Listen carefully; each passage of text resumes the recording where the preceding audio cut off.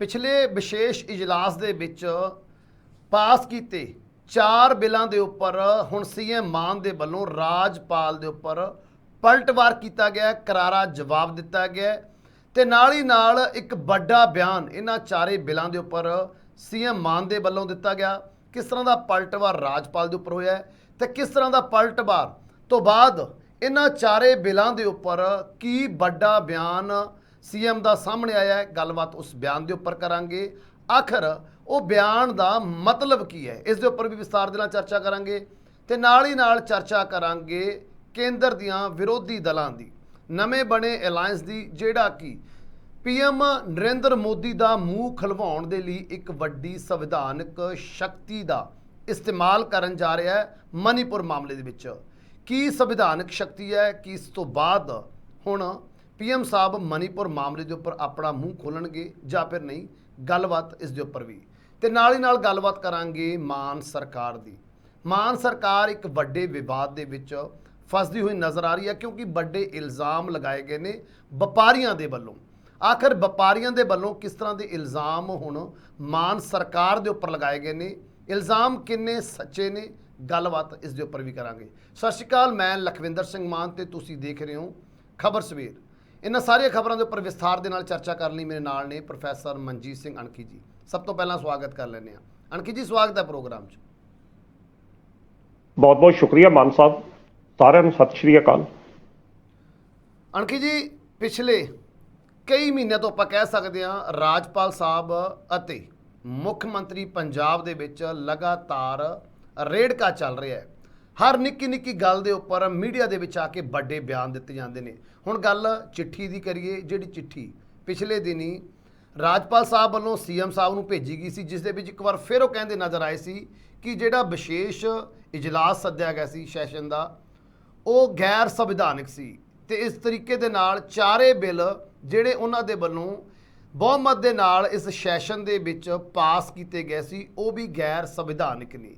ਇਹ ਮਾਮਲਾ ਅਜੇ ਸੀਐਮ ਸਾਹਿਬ ਤੱਕ ਜਦੋਂ ਪਹੁੰਚਿਆ ਤਾਂ ਉਹਨਾਂ ਵੱਲੋਂ ਕੱਲ ਪਲਟਵਾਰ ਇਸ ਮਾਮਲੇ ਦੇ ਉੱਪਰ ਕੀਤਾ ਗਿਆ ਤੇ ਇੱਕ ਚੈਲੰਜ ਕੀਤਾ ਗਿਆ ਰਾਜਪਾਲ ਸਾਹਿਬ ਨੂੰ ਵੇਟ ਐਂਡ ਵਾਚ ਦਾ ਕਿ ਚਾਰੇ ਬਿੱਲ ਪਾਸ ਹੋਣਗੇ। ਕਿਵੇਂ ਦੇਖ ਰਹੇ ਹੋ ਉਸ ਪੂਰੇ ਮਾਮਲੇ ਨੂੰ, ਕਿਵੇਂ ਦੇਖ ਰਹੇ ਹੋ ਇਸ ਵੱਡੇ ਬਿਆਨ ਨੂੰ ਤੇ ਕਿਹੜੇ ਆਧਾਰ ਦੇ ਉੱਪਰ ਸੀਐਮ ਸਾਹਿਬ ਇਹ ਕਹਿੰਦੇ ਹੋਏ ਜਾਂ ਚੈਲੰਜ ਕਰਦੇ ਹੋਏ ਨਜ਼ਰ ਆਏ ਰਾਜਪਾਲ ਨੂੰ ਕਿ ਇਹ ਚਾਰੇ ਬਿੱਲ ਪਾਸ ਹੋਣਗੇ? ਕਿਵੇਂ ਦੇਖ ਰਹੇ ਹੋ ਪੂਰੇ ਮਾਮਲੇ ਨੂੰ? ਮਾਨ ਸਾਹਿਬ, ਇਸ ਤਰ੍ਹਾਂ ਹੋਇਆ ਕਿ ਕੱਲ ਇਸ ਬਿਆਨ ਦੀ ਆਸ ਜਿਹੜੀ ਜ਼ਰੂਰ ਸੀ, ਕਿਉਂਕਿ ਇਹੋ ਜਿਹਾ ਬਿਆਨ ਆਉਣਾ ਹੀ ਆਉਣਾ ਸੀ। ਕਿਉਂਕਿ ਅੱਜ ਤੋਂ ਠੀਕ 2 ਦਿਨ ਪਹਿਲਾਂ ਪੰਜਾਬ ਦੇ ਗਵਰਨਰ ਜਿਹੜੇ ਬਨਵਾਰੀ ਲਾਲ ਪੁਰੋਹਿਤ ਨੇ ਇੱਕ ਚਿੱਠੀ ਲਿਖ ਕੇ ਆਪਣਾ ਜਵਾਬ ਦਿੰਦੇ ਆ ਕਿ ਹਾਂ ਭਈ ਤੁਹਾਡਾ ਜਿਹੜਾ ਸੱਦਿਆ ਗਿਆ ਅਜਲਾਸ ਸੀ ਉਹ ਗੈਰ ਸੰਵਿਧਾਨਕ ਹੈਗਾ ਤੇ ਜਿਹੜੇ ਫਿਰ ਗੈਰ ਸੰਵਿਧਾਨਕ ਉਸ ਅਜਲਾਸ ਦੇ ਵਿੱਚ ਜਿਹੜੇ ਬਿੱਲ ਪਾਸ ਕੀਤੇ ਨੇ ਉਹਨਾਂ ਦੀ ਕੋਈ ਅਹਿਮੀਅਤ ਨਹੀਂ ਰਹਿ ਜਾਂਦੀ। ਤੇ ਨਾਲ ਹੀ ਨਾਲ ਉਹਨਾਂ ਨੇ ਆਪਣੇ ਲਿਖੇ ਲਵ ਲੈਟਰਾਂ ਦਾ, ਜਿਸ ਭਗਵੰਤ ਮਾਨ ਲਵ ਲੈਟਰ ਕਹਿੰਦਾ, ਉਹਨਾਂ ਲਵ ਲੈਟਰਾਂ ਦਾ ਹਵਾਲਾ ਦਿੰਦਿਆਂ ਹੋਇਆਂ ਉਹਨਾਂ ਨੇ ਮੰਗ ਕੀਤੀ ਕਿ ਜਿਹੜੇ ਸਵਾਲ ਉਹਨਾਂ ਨੇ ਕੀਤੇ ਨੇ ਉਹਨਾਂ ਸਵਾਲਾਂ ਦਾ ਜਵਾਬ ਜਿਹੜਾ ਉਹ ਦੇਣ, ਕਿਉਂਕਿ ਸੰਵਿਧਾਨ ਦੀ ਧਾਰਾ ਦੇ ਅਨੁਸਾਰ ਮੁੱਖ ਮੰਤਰੀ ਪਾਬੰਦ ਨਹੀਂ, ਗਵਰਨਰ ਸਾਹਿਬ ਵੱਲੋਂ ਮੰਗੀ ਗਈ ਜਾਣਕਾਰੀ ਵਾਸਤੇ ਉਹਨਾਂ ਨੂੰ ਜਾਣਕਾਰੀ ਦੇਣ ਵਾਸਤੇ। ਹੁਣ ਕੁਦਰਤੀ ਤੌਰ ਤੇ ਜਦੋਂ ਇਹ ਬਿਆਨ ਆਇਆ ਤਾਂ ਮੁੱਖ ਮੰਤਰੀ ਸਾਹਿਬ ਦਾ ਬਿਆਨ ਆਉਣ ਦੀ ਆਸ ਸੀ ਕਿ ਉਹਨਾਂ ਨੇ ਬਿਆਨ ਦੇਣਾ ਹੀ ਦੇਣਾ। ਸੋ ਉਹਨਾਂ ਨੇ ਹੁਣ ਕੱਲ੍ਹ ਹੀ ਬਿਆਨ ਦੇ ਦਿੱਤਾ ਕਿ ਹਾਂ ਭਈ ਚਾਰੇ ਬਿੱਲਾਂ ਤੇ ਮੋਹਰ ਜਿਹੜੀ ਅਵੱਸ਼ ਲੱਗੇਗੀ, ਬਿੱਲ ਜ਼ਰੂਰ ਪਾਸ ਹੋਣਗੇ। ਪਰ ਹੁਣ ਇਸ ਦਾ ਰਸਤਾ ਕੀ ਹੈ, ਜੋ ਤੁਸੀਂ ਪ੍ਰਸ਼ਨ ਪੁੱਛਿਆ। ਦੇਖੋ, ਉਹਨਾਂ ਚਿਰ ਤੱਕ ਤਾਂ ਬਿੱਲ ਪਾਸ ਨਹੀਂ ਹੋ ਸਕਦੇ ਜਿੰਨਾ ਚਿਰ ਤੱਕ ਗਵਰਨਰ ਸਾਹਿਬ ਇਹਦੇ ਉੱਤੇ ਹਸਤਾਖਰ ਨਹੀਂ ਕਰਦੇ, ਦਸਤਖਤ ਨਹੀਂ ਕਰਦੇ, ਉਹਨਾਂ ਚਿਰ ਇਹ ਬਿੱਲ ਨਾ ਤਾਂ ਅੱਗੇ ਜਾ ਸਕਦੇ ਆ, ਵਾਪਸ ਆ ਜਾਣਗੇ। ਹੁਣ ਉਸ ਤੋਂ ਬਾਅਦ ਫਿਰ ਚਾਰਾ ਕੀ ਹੈ ਮੁੱਖ ਮੰਤਰੀ ਸਾਹਿਬ ਕੋਲ? 2 ਰਸਤੇ ਜਿਹੜੇ ਨੇ ਉਹ ਬਚਦੇ ਆ। ਇੱਕ ਤਾਂ ਫਿਰ ਰਸਤਾ ਇਹ ਬਚਦਾ ਕਿ ਉਹ ਦੁਬਾਰਾ ਇਜਲਾਸ ਸੱਦਣ। ਹੁਣ ਜੇ ਉਹ ਦੁਬਾਰਾ ਇਜਲਾਸ ਸੱਦਦੇ ਆ ਫਿਰ ਗਵਰਨਰ ਸਾਹਿਬ ਕੀ ਉਸ ਦੀ ਇਜਾਜ਼ਤ ਦੇਣਗੇ? ਪ੍ਰਸ਼ਨ ਇੱਥੇ ਵੀ ਖੜਾ ਹੁੰਦਾ। ਤੇ ਫਿਰ ਦੂਜਾ ਰਸਤਾ ਜਿਹੜਾ ਹੈ ਉਹ ਸੁਪਰੀਮ ਕੋਰਟ ਜਾਂਦਾ ਹੈ। ਜਿਸ ਤਰ੍ਹਾਂ ਬੀਤੇ ਦੌਰ ਦੇ ਵਿੱਚ ਵੀ ਪੰਜਾਬ ਸਰਕਾਰ ਜਿਹੜੀ ਹੈ ਉਹ ਸੁਪਰੀਮ ਕੋਰਟ ਗਈ ਤੇ ਉੱਥੇ ਜਾ ਕੇ ਉਹਨਾਂ ਨੇ ਇਸ ਚੀਜ਼ ਨੂੰ ਲਲਕਾਰਿਆ ਕਿ ਗਵਰਨਰ ਸਾਹਿਬ ਜਿਹੜੇ ਅਜਲਾਸ ਦੀ ਇਜਾਜ਼ਤ ਨਹੀਂ ਦੇ ਰਹੇ। ਤਾਂ ਉਸ ਮੁੱਦੇ 'ਤੇ ਫਿਰ ਸੁਪਰੀਮ ਕੋਰਟ ਦਾ ਜਿਹੜਾ ਫੈਸਲਾ ਆਇਆ ਉਹਦੇ ਨਾਲ ਅਜਲਾਸ ਜਿਹੜਾ ਬੁਲਾਇਆ ਗਿਆ ਸੀ। ਪਰ ਨਾਲ ਹੀ ਨਾਲ ਸੁਪਰੀਮ ਕੋਰਟ ਨੇ ਪੰਜਾਬ ਸਰਕਾਰ ਨੂੰ ਜਾਂ ਮੁੱਖ ਮੰਤਰੀ ਨੂੰ ਇਹ ਵੀ ਤਾੜਨਾ ਕੀਤੀ ਕਿ ਜੋ ਤੁਹਾਡੇ ਕੋਲ ਗਵਰਨਰ ਜਿਹੜੇ ਨੇ ਤੁਹਾਡੇ ਕੋਲ ਕੋਈ ਜਾਣਕਾਰੀ ਮੰਗਦੇ ਨੇ ਤਾਂ ਉਹ ਜਾਣਕਾਰੀ ਤੁਸੀਂ ਦੇਣ ਵਾਸਤੇ ਪਾਬੰਦ ਸੀ। ਹੁਣ ਇੱਥੇ ਵੀ ਰੇੜਕਾ ਹੈਗਾ। ਜੇ ਸਰਕਾਰ ਸੁਪਰੀਮ ਕੋਰਟ ਜਾਂਦੀ ਹੈ, ਗਵਰਨਰ ਸਾਹਿਬ ਫਿਰ ਉੱਥੇ ਇਸ ਗੱਲ ਦਾ ਹਵਾਲਾ ਦੇਣਗੇ ਕਿ ਦੇਖੋ ਜਿਹੜੀ ਰੂਲਿੰਗ ਤੁਸੀਂ ਬੀਤੇ ਦੌਰ 'ਚ ਪਾਸ ਕੀਤੀ ਆ, ਉਸ ਰੂਲਿੰਗ ਦੀਆਂ ਪੰਜਾਬ ਸਰਕਾਰ ਨੇ ਧੱਜੀਆਂ ਡਾਈਆਂ। ਮੇਰੇ ਵੱਲੋਂ ਇੰਨਾ ਕੁਝ ਜਾਣਕਾਰੀ ਮੰਗਣ ਦੇ ਬਾਵਜੂਦ ਵੀ ਔਰ ਸੁਪਰੀਮ ਕੋਰਟ ਦੀ ਰੂਲਿੰਗ ਦੇ ਮੁਤਾਬਕ ਵੀ ਪੰਜਾਬ ਸਰਕਾਰ ਨੇ ਆਪਣੇ ਫਰਜ਼ ਪੂਰੇ ਨਹੀਂ ਕੀਤੇ। ਭਾਵ ਮੈਂ ਜਿਹੜੀਆਂ ਜਾਣਕਾਰੀਆਂ ਮੰਗੀਆਂ ਨੇ ਉਹ ਜਾਣਕਾਰੀਆਂ ਮੇਰੇ ਤੱਕ ਨਹੀਂ ਦਿੱਤੀਆਂ ਗਈਆਂ, ਤਾਂ ਉੱਥੇ ਵੀ ਪੰਜਾਬ ਸਰਕਾਰ ਫਿਰ ਬੈਕਫੁੱਟ ਤੇ ਜਾ ਸਕਦੀ ਹੈ। ਸੋ ਇਸ ਵੇਲੇ ਸਰਕਾਰ ਇੱਕ ਅਸੀਂ ਕਹਿ ਸਕਦੇ ਕਿ ਦੋਹਰੇ ਪਾਸੇ ਫਸ ਗਈ ਹੈ। ਜੇ ਸੁਪਰੀਮ ਕੋਰਟ 'ਚ ਜਾਂਦੇ ਨੇ ਤਾਂ ਸੁਪਰੀਮ ਕੋਰਟ 'ਚ ਉੱਥੇ ਸਥਿਤੀਆਂ ਇਹੋ ਜਿਹੀਆਂ ਨਾਜ਼ੁਕ ਬਣ ਸਕਦੀਆਂ ਨੇ। ਜੇਕਰ ਦੂਸਰੇ ਪਾਸੇ ਰਾਜਪਾਲ ਸਾਹਿਬ ਕੋਲ ਫਿਰ ਬਜਟ ਮਾਫ ਕਰਨਾ ਅਜਲਾਸ ਮੰਗਣ ਦੀ ਇਜਾਜ਼ਤ ਐਪਲੀਕੇਸ਼ਨ ਜਾਂਦੀ ਆ, ਉਹ ਨਹੀਂ ਦਿੰਦੇ, ਤਾਂ ਫਿਰ ਮਸਲਾ ਜਿਹੜਾ ਸਾਰਾ ਕਟਾਈ 'ਚ ਪੈ ਜਾਂਦਾ। ਸੋ ਪੰਜਾਬ ਸਰਕਾਰ ਵਾਸਤੇ ਮਾਫ ਕਰਨਾ ਅਜੇ ਕੋਈ ਅਜਿਹੀ ਸਥਿਤੀ ਹੈ ਦੀ ਸੁਖਾਵੀਂ ਸਥਿਤੀ ਨਹੀਂ ਹੈ ਕਿ ਜਿਸ ਆਧਾਰ ਤੇ ਅਸੀਂ ਕਹਿ ਸਕੀਏ ਕਿ ਉਹ ਬਹੁਤ ਜਲਦੀ ਬਿੱਲ ਜਿਹੜੇ ਉਹ ਪਾਸ ਕਰਾ ਲੈਣਗੇ। ਪਰ ਹਾਂ, ਮੁੱਖ ਮੰਤਰੀ ਸਾਹਿਬ ਨੇ ਇਹ ਇੱਕ ਧਮਕੀ ਜਾਂ ਇੱਕ ਇਹ ਬਿਆਨ ਜਿਹੜਾ ਜ਼ਰੂਰ ਦੇਣਾ ਸੀ, ਤਾਂ ਜੋ ਆਪਣੇ ਪੱਧਰ ਤੇ ਉਹ ਵਿਰੋਧੀ ਦਲਾਂ ਨੂੰ ਇਹ ਦੱਸ ਸਕਣ ਕਿ ਜੋ ਵੀ ਉਹਨਾਂ ਨੇ ਇਹ ਅਜਲਾਸ ਸੱਦਿਆ ਉਹ ਬਿਲਕੁਲ ਸੰਵਿਧਾਨਕ ਸੀ, ਉਹਦੇ ਵਿੱਚ ਕੁਝ ਵੀ ਗੈਰ ਸੰਵਿਧਾਨਕ ਨਹੀਂ ਹੋਇਆ। ਮਾਨ ਸਾਹਿਬ, ਕਿਉਂਕਿ ਦੋ ਗੱਲਾਂ ਬੜੀਆਂ ਮਹੱਤਵਪੂਰਨ ਨੇ। ਜੇਕਰ ਮੁੱਖ ਮੰਤਰੀ, ਪੰਜਾਬ ਸਰਕਾਰ, ਸਪੀਕਰ ਜੇਕਰ ਅਜਲਾਸ ਜਿਹੜਾ ਅਣਮਿੱਥੇ ਸਮੇਂ ਲਈ ਮੁਲਤਵੀ ਕੀਤਾ ਗਿਆ ਸੀ ਉਸ ਨੂੰ ਦੁਬਾਰਾ ਸੱਦ ਲੈਂਦੇ ਆ, ਤਾਂ ਭਾਵ ਕਿਤੇ ਨਾ ਕਿਤੇ ਤਾਂ ਉਹਨਾਂ ਨੇ ਵੀ ਸੰਵਿਧਾਨਕ ਦਾਇਰਿਆਂ ਦੇ ਵਿੱਚ ਰਹਿ ਕੇ ਹੀ ਇਸ ਅਜਲਾਸ ਜਿਹੜਾ ਅਣਮਿੱਥੇ ਸਮੇਂ ਲਈ ਬਜਟ ਅਜਲਾਸ ਸੱਦਿਆ ਸੀ ਉਸ ਨੂੰ ਪੂਰਾ ਸੱਦਿਆ ਹੋਵੇਗਾ। ਅਜਿਹਾ ਤਾਂ ਹੋ ਨਹੀਂ ਸਕਦਾ, ਕਿਉਂਕਿ ਜੇਕਰ ਗਵਰਨਰ ਸਾਹਿਬ ਤੋਂ ਅਸੀਂ ਕਹਿ ਸਕਦੇ ਕਿ ਕਾਨੂੰਨੀ ਮਾਹਰ ਹਨ ਤਾਂ ਸਰਕਾਰ ਕੋਲ ਵੀ ਜ਼ਰੂਰ ਹੋਣਗੇ। ਸਰਕਾਰ ਨੇ ਵੀ ਕਿਸੇ ਨਿਯਮਾਂ ਦੇ ਤਹਿਤ ਹੀ ਇਹ ਜਿਹੜਾ ਅਜਲਾਸ ਜਿਹੜਾ ਅਣਮਿੱਥੇ ਸਮੇਂ ਦੇ ਬਜਟ ਅਜਲਾਸ ਸੱਦਿਆ ਸੀ ਉਹ ਅੱਗੇ ਬੁਲਾ ਲਿਆ ਤੇ ਉਹਦੇ ਵਿੱਚ ਪਾਸ ਕਰ ਦਿੱਤਾ।